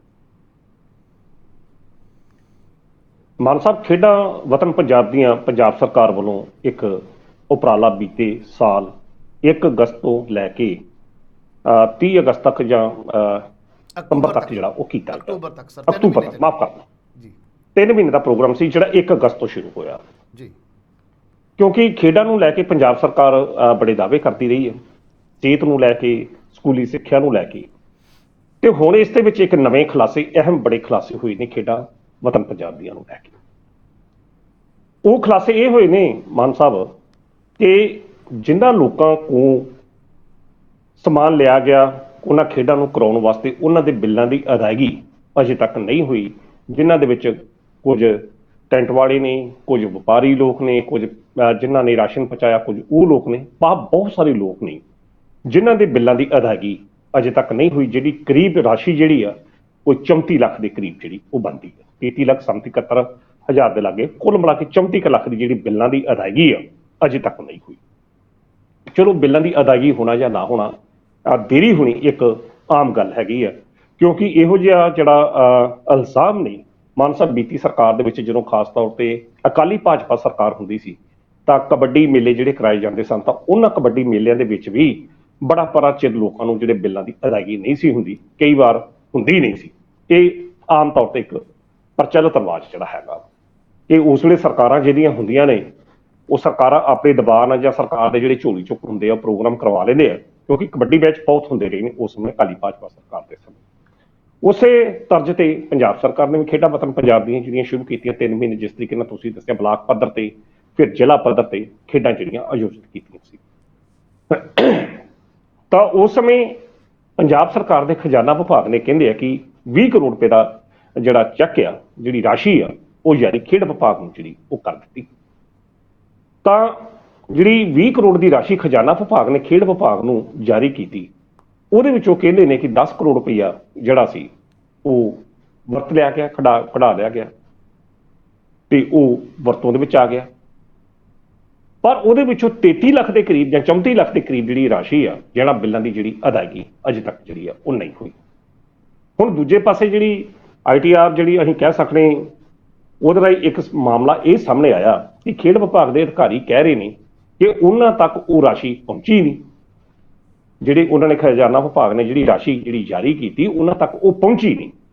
ਹੁਣ ਇਹ ਸਾਰੇ 'ਚ ਘਪਲੇਬਾਜ਼ੀ ਦਾ ਜਿਹੜਾ ਖਦਸ਼ਾ ਹੈਗਾ ਉਹ ਸਾਹਮਣੇ ਆ ਰਿਹਾ ਕਿ ਜੇਕਰ ਖੇਡ ਵਿਭਾਗ ਦੇ ਅਧਿਕਾਰੀ ਇਹ ਗੱਲ ਕਹਿ ਰਹੇ ਆ ਕਿ ਜੋ ਖਜ਼ਾਨਾ ਵਿਭਾਗ ਵੱਲੋਂ 20 ਕਰੋੜ ਦੀ ਰਾਸ਼ੀ ਜਾਰੀ ਕੀਤੀ ਗਈ ਉਹ ਪਹੁੰਚੀ ਨਹੀਂ ਉਹਨਾਂ ਤੱਕ, ਜਾਂ ਉਹਨਾਂ ਦੇ ਵਿੱਚੋਂ ਕੁਝ ਹਿੱਸਾ ਜਿਹੜਾ ਨਹੀਂ ਪਹੁੰਚਿਆ, ਤਾਂ ਅਸੀਂ ਬਿੱਲਾਂ ਦੀ ਅਦਾਇਗੀ ਕਿੱਥੋਂ ਕਰੀਏ। ਦੂਸਰੇ ਪਾਸੇ 10 ਕਰੋੜ ਰੁਪਏ ਦਾ ਕਿੰਨੇ ਜਿਹੜੀਆਂ ਅਦਾਇਗੀਆਂ ਜਿਹੜੀਆਂ ਹੋ ਚੁੱਕੀਆਂ ਨੇ, ਉਹਨਾਂ ਵਿੱਚੋਂ 34 ਲੱਖ ਦੀ ਜਿਹੜੀ 33 ਲੱਖ ਦੇ ਕਰੀਬ ਜਿਹੜਾ 33 ਲੱਖ 71,000 ਦੇ ਕਰੀਬ ਜਿਹੜੀ ਅਦਾਇਗੀ ਨਹੀਂ ਹੋਈ, ਜਿਨ੍ਹਾਂ ਬਿੱਲਾਂ ਦਾ ਰੌਲਾ ਜਿਹੜਾ ਹੁਣ ਪਿਆ। ਤਾਂ ਉਹ ਸਭ ਕਾਸੇ ਦੇ ਵਿੱਚ ਜਿਹੜੀ ਬਾਕੀ 10 ਕਰੋੜ ਦੀ ਰਾਸ਼ੀ ਆ ਉਹ ਕਿੱਥੇ ਗਈ, ਪ੍ਰਸ਼ਨ ਜਿਹੜਾ ਉਹਦੇ ਉੱਤੇ ਲੱਗਦਾ ਪਿਆ। ਹੁਣ ਉਸ ਸੰਬੰਧੀ 10 ਕਰੋੜ ਦੀ ਰਾਸ਼ੀ ਦੇ ਸੰਬੰਧੀ ਕੋਈ ਵੀ ਵਿਅਕਤੀ ਮੂੰਹ ਖੋਲ੍ਹਣ ਨੂੰ ਤਿਆਰ ਨਹੀਂ ਹੈ। ਹੁਣ ਪ੍ਰਸ਼ਨ ਇਹ ਪੈਦਾ ਹੁੰਦਾ ਕਿ ਜੇਕਰ ਖਜ਼ਾਨਾ ਵਿਭਾਗ 20 ਕਰੋੜ ਦੀ ਰਾਸ਼ੀ ਜਾਰੀ ਕਰਦਾ, ਉਹਦੇ ਵਿੱਚੋਂ 10 ਕਰੋੜ ਸਮਥਿੰਗ ਦੀ ਰਾਸ਼ੀ ਖਰਚ ਹੋ ਜਾਂਦੀ ਆ, 33 ਲੱਖ ਦੇ ਜਿਹੜੇ ਬਕਾਏ ਰਹਿ ਜਾਂਦੇ ਆ, ਤੇ ਬਾਕੀ ਜਿਹੜਾ ਫਿਰ ਅਸੀਂ ਕਹਿ ਸਕਦੇ ਆ ਜਿਹੜੇ ਬਾਕੀ ਪੈਸੇ ਨੇ ਉਹ ਕਿੱਥੇ ਗਏ, ਜਿਹੜਾ 10 ਕਰੋੜ ਦਾ ਘਪਲਾ ਜਿਹੜਾ ਉਹ ਸਾਹਮਣੇ ਜਿਹੜਾ ਆ ਰਿਹਾ। ਕਹਿੰਦੇ ਇਸ ਸੰਬੰਧ ਦੇ ਵਿੱਚ ਖਜ਼ਾਨਾ ਵਿਭਾਗ ਵੀ ਕਹਿੰਦੇ ਪੂਰਨ ਤੌਰ ਤੇ ਚੁੱਪ ਆ। ਦੂਸਰੇ ਪਾਸੇ ਜਿਹੜਾ ਖੇਡ ਵਿਭਾਗ ਆ ਪੰਜਾਬ ਸਰਕਾਰ ਦਾ, ਉਹ ਵੀ ਚੁੱਪ ਆ ਤੇ ਕੋਈ ਵੀ ਇਸ ਮੁੱਦੇ ਤੇ ਮੂੰਹ ਖੋਲ੍ਹਣ ਨੂੰ ਤਿਆਰ ਨਹੀਂ। ਪਰ ਦੂਜੇ ਪਾਸੇ ਜਿਹੜੇ ਪੀੜਤ ਲੋਕ ਨੇ ਉਹ ਦਰ ਥਾਂ ਤੇ ਜਾ ਕੇ ਆਪਣਾ ਦੁੱਖ ਦਰੜਾ ਸੁਣਾ ਰਹੇ ਆ, ਪਰ ਉਹਨਾਂ ਦੀ ਕੋਈ ਵੀ ਬਾਂਹ ਫੜਨ ਨੂੰ ਤਿਆਰ ਨਹੀਂ ਹੈਗਾ। ਮਾਨ ਸਾਹਿਬ, ਇਹ ਜਿਹੜੀ ਸਥਿਤੀ ਜਿਹੜੀ ਹੈਗੀ ਆ, ਇਹ ਸਥਿਤੀ ਤਾਂ ਮੈਂ ਬਿਆਨ ਕੀਤੀ ਆ ਕਿ ਅਕਾਲੀ ਭਾਜਪਾ ਸਰਕਾਰ ਦੇ ਸਮੇਂ ਵੀ ਅਜਿਹਾ ਕੰਮ ਬਹੁਤ ਕੁਝ ਹੁੰਦਾ ਰਿਹਾ, ਜਿਨ੍ਹਾਂ ਦੇ ਵਿੱਚ ਅੱਜ ਤੱਕ ਵੀ ਕਈ ਟੈਂਟ ਹਾਊਸ ਮਾਲਕ ਅਜਿਹੇ ਨਹੀਂ ਜਿਨ੍ਹਾਂ ਦੇ ਅੱਜ ਤੱਕ 2012 ਜਾਂ 2013 ਦੇ ਬਿੱਲ ਅਜੇ ਤੱਕ ਪਾਸ ਹੀ ਨਹੀਂ ਹੋਏ। ਹੁਣ ਦੂਜੇ ਪਾਸੇ ਇਹ ਖੇਡਾਂ ਵਤਨ ਪੰਜਾਬ ਦੀਆਂ ਜਿਹੜੀਆਂ ਪੰਜਾਬ ਮੌਜੂਦਾ ਆਮ ਆਦਮੀ ਪਾਰਟੀ ਦੀ ਸਰਕਾਰ ਵੱਲੋਂ ਕਰਾਈਆਂ ਗਈਆਂ, ਇਸ ਦਾ ਹੋਰ ਖੁਲਾਸਾ ਜਿਹੜਾ ਹੋਇਆ ਤੁਸੀਂ ਹੈਰਾਨੀਜਨਕ ਹੈਗਾ। ਔਰ ਵੱਡੀ ਗੱਲ ਆ ਕਿ ਸੰਗਰੂਰ ਜਿਹੜਾ ਮੁੱਖ ਮੰਤਰੀ ਸਾਹਿਬ ਦਾ ਆਪਣਾ ਇਲਾਕਾ, ਉੱਥੇ ਵੀ ਕਹਿੰਦੇ ਕਿ ਇੱਕ ਪੈਸੇ ਦੀ ਅਜੇ ਤੱਕ ਅਦਾਇਗੀ ਜਿਹੜੀ ਹੈ ਸੰਬੰਧਿਤ ਧਿਰਾਂ ਨੂੰ ਜਿਹੜੀ ਆ ਨਹੀਂ ਹੋਈ। ਤਾਂ ਇਹ ਸਭ ਕਾਸੇ ਦੇ ਵਿੱਚ ਕੁਦਰਤੀ ਤੌਰ ਤੇ ਮਾਨ ਸਰਕਾਰ ਦੇ ਖਜ਼ਾਨਾ ਵਿਭਾਗ ਦੇ ਤੇ ਦੂਜੇ ਪਾਸੇ ਖੇਡ ਵਿਭਾਗ ਦੇ ਜਿਹੜੇ ਪ੍ਰਸ਼ਨ ਜਿਹੜੇ ਉੱਠਣੇ ਲਾਜ਼ਮੀ ਆ, ਕਿਉਂਕਿ ਰਾਸ਼ੀ ਕੋਈ ਛੋਟੀ ਨਹੀਂ ਹੈ। ਤੇ ਦੂਜੇ ਪਾਸੇ ਮਾਨ ਸਰਕਾਰ ਇਹ ਗੱਲ ਕਹਿ ਰਹੀ ਹੈ ਕਿ ਕਰਪਸ਼ਨ ਜਿਹੜੀ ਹੈ ਜ਼ੀਰੋ ਟੋਲਰੈਂਸ ਦੀ ਨੀਤੀ ਦੇ ਤਹਿਤ ਪੰਜਾਬ ਸਰਕਾਰ ਜਿਹੜਾ ਉਹ ਕੰਮ ਕਰ ਰਹੀ ਹੈ। ਤੇ ਫਿਰ ਉਸ ਸਭ ਕਾਸੇ ਦੇ ਵਿੱਚ ਜੇਕਰ 20 ਕਰੋੜ ਦੀ ਰਾਸ਼ੀ ਖਜ਼ਾਨਾ ਵਿਭਾਗ ਜਾਰੀ ਕਰਦਾ ਔਰ ਉਸੇ ਪਾਸੇ 10 ਕਰੋੜ ਰੁਪਈਆ ਖਰਚ ਲਿਆ ਜਾਂਦਾ ਤੇ 33,71,000 ਦੀ ਜਿਹੜੀ ਅਦਾਇਗੀ ਬਿੱਲਾਂ ਦੀ ਨਹੀਂ ਹੁੰਦੀ, ਬਾਕੀ 10 ਕਰੋੜ ਰੁਪਈਆ ਕਿੱਥੇ ਗਿਆ, ਉਹਦੇ ਸੰਬੰਧੀ ਕੋਈ ਵੀ ਮੂੰਹ ਖੋਲ੍ਹਣ ਨੂੰ ਤਿਆਰ ਨਹੀਂ। ਇਹ ਆਪਣੇ ਆਪ ਦੇ ਵਿੱਚ ਹੀ ਇੱਕ ਵੱਡੇ ਘਪਲੇ ਦਾ ਸੰਕੇਤ ਦਿੰਦੇ ਆ ਕਿ ਕਿਸ ਤਰੀਕੇ ਨਾਲ ਪ੍ਰਸ਼ਨ ਜਿਹੜਾ ਫਿਰ ਅਫਸਰਸ਼ਾਹੀ ਤੇ ਆਏਗਾ, ਜਾਂ ਅਫਸਰਸ਼ਾਹੀ ਤੇ ਨਹੀਂ ਆਏਗਾ ਫਿਰ, ਜਾਂ ਫਿਰ ਇਹ ਹੋ ਸਕਦਾ ਕਿ ਜਿਹੜੇ ਉਹਨਾਂ ਇਲਾਕਿਆਂ ਦੇ ਵਿੱਚ ਜਿਹੜੇ ਬੰਦੇ ਸਨ ਉਹਨਾਂ ਨੇ ਕਿਸ ਤਰੀਕੇ ਨਾਲ ਖੇਡਾਂ ਆਯੋਜਿਤ ਕਰਾਈਆਂ, ਕੀ ਉਹਨਾਂ ਨੇ ਸ਼ਿਕਾਇਆ, ਪ੍ਰਸ਼ਨ ਇਹ ਉਹਨਾਂ ਤੇ ਵੀ ਉੱਠ ਸਕਦਾ। ਸੋ ਇਹ ਮਸਲਾ ਜਿਹੜਾ ਹੁਣ ਜਾਂਚ ਦਾ ਵਿਸ਼ਾ ਹੈਗਾ ਔਰ ਇਹ ਜਾਂਚ ਹੋਣੀ ਚਾਹੀਦੀ ਹੈ, ਕਿਉਂਕਿ ਮਸਲਾ ਪੰਜਾਬ ਦੇ ਪੈਸਿਆਂ ਦਾ, ਕਿਉਂਕਿ ਮੁੱਖ ਮੰਤਰੀ ਸਾਹਿਬ ਹਮੇਸ਼ਾ ਇਹ ਦਾਅਵਾ ਕਰਦੇ ਆ ਕਿ ਜਿਸ ਨੇ ਵੀ ਪੰਜਾਬ ਦੇ ਖਜ਼ਾਨੇ ਦਾ 1 ਰੁਪਈਆ ਵੀ ਖਾਧਾ ਉਹ ਮੈਂ ਰੁਪਈਆ ਵਾਪਸ ਲੈਣਾ, ਖਜ਼ਾਨੇ 'ਚ ਜਮ੍ਹਾਂ ਕਰਾਉਣਾ। ਤੇ ਜੇਕਰ ਹੁਣ ਉਹਨਾਂ ਦੀ ਆਪਣੀ ਹੀ ਸਰਕਾਰ ਦੇ ਵਿੱਚ, ਉਹਨਾਂ ਦੇ ਆਪਣੇ ਹੀ ਖੇਡ ਪ੍ਰੋਗਰਾਮਾਂ ਦੇ ਵਿੱਚ ਇਹੋ ਜਿਹਾ 10 ਕਰੋੜ ਦਾ ਘਪਲਾ ਜੇਕਰ ਸਾਹਮਣੇ ਆਉਂਦਾ ਤਾਂ ਫਿਰ ਉਸ ਦੀ ਜਾਂਚ ਜਿਹੜੀ ਆ ਹੋਣੀ ਚਾਹੀਦੀ ਹੈ, ਸੰਬੰਧਿਤ ਧਿਰਾਂ ਨੂੰ ਪੁੱਛਿਆ ਜਾਣਾ ਚਾਹੀਦਾ, ਤੇ ਫਿਰ ਜਿਨ੍ਹਾਂ ਨੇ ਵੀ ਪੰਜਾਬ ਸਰਕਾਰ ਦਾ ਇੱਕ ਵੀ ਪੈਸਾ ਖਾਧਾ ਉਹਨਾਂ ਨੂੰ ਸਜ਼ਾ ਤੇ ਹੋਣੀ ਚਾਹੀਦੀ ਆ, ਪਰ ਉਹ ਬੰਦੇ ਅੰਦਰ ਵੀ ਡੱਕੇ ਜਾਣੇ ਚਾਹੀਦੇ ਜੀ। ਬਿਲਕੁਲ ਸਰ, ਬਿਲਕੁਲ ਇੱਕ ਵੱਡੇ ਜਿਵੇਂ ਤੁਸੀਂ ਘਪਲੇ ਕਿਹਾ ਵੀ ਉਹਦੇ ਸੰਕੇਤ ਬਿਲਕੁਲ ਦਿਖਣੇ ਸ਼ੁਰੂ ਕੀਤੇ ਨੇ, ਜਿਸ ਤਰੀਕੇ ਨਾਲ ਇਲਜ਼ਾਮ ਵਪਾਰੀ ਵਰਗ ਵੱਲੋਂ ਲਗਾਏ ਗਏ ਨੇ ਕਿ ਉਹਨਾਂ ਨੂੰ 1 ਸਾਲ ਬੀਤਣ ਤੋਂ ਬਾਅਦ ਵੀ ਉਹਨਾਂ ਦੇ ਪੈਸੇ ਨਹੀਂ ਮਿਲੇ। ਕਿ ਹੁਣ ਇਸ ਮਾਮਲੇ ਦੇ ਵਿੱਚ ਮਾਨ ਸਰਕਾਰ ਵੱਲੋਂ ਜਾਂਚ ਹੋਵੇਗੀ ਜਾਂ ਫਿਰ ਨਹੀਂ। ਸੋ ਅਣਖੀ ਸਰ, ਤੁਸੀਂ ਗੱਲਬਾਤ ਕਰਦੇ ਲਈ ਸਾਡੇ ਨਾਲ ਜੁੜੇ, ਉਹਦੇ ਲਈ ਤੁਹਾਡਾ ਬਹੁਤ ਬਹੁਤ ਧੰਨਵਾਦ। ਬਹੁਤ ਬਹੁਤ ਸ਼ੁਕਰੀਆ ਮਾਨ ਸਾਹਿਬ। ਇਹ ਸਨ ਪ੍ਰੋਫੈਸਰ ਮਨਜੀਤ ਸਿੰਘ ਅਣਖੀ ਜੀ, ਜਿਨ੍ਹਾਂ ਵੱਲੋਂ ਅੱਜ ਦੀਆਂ ਅਹਿਮ ਖਬਰਾਂ ਦੇ ਉੱਪਰ ਵਿਸਥਾਰ ਦੇ ਨਾਲ ਚਰਚਾ ਕੀਤੀ ਗਈ ਹੈ। ਤੁਹਾਨੂੰ ਚਰਚਾ ਕਿਵੇਂ ਲੱਗੀ ਕਮੈਂਟ ਕਰਕੇ ਜ਼ਰੂਰ ਦੱਸਿਓ। ਅਗਲੇ ਪ੍ਰੋਗਰਾਮ ਵਿੱਚ ਫਿਰ ਤੋਂ ਹੋਏਗੀ ਮੁਲਾਕਾਤ, ਉਦੋਂ ਤੱਕ ਦਿਓ ਇਜਾਜ਼ਤ। ਧੰਨਵਾਦ।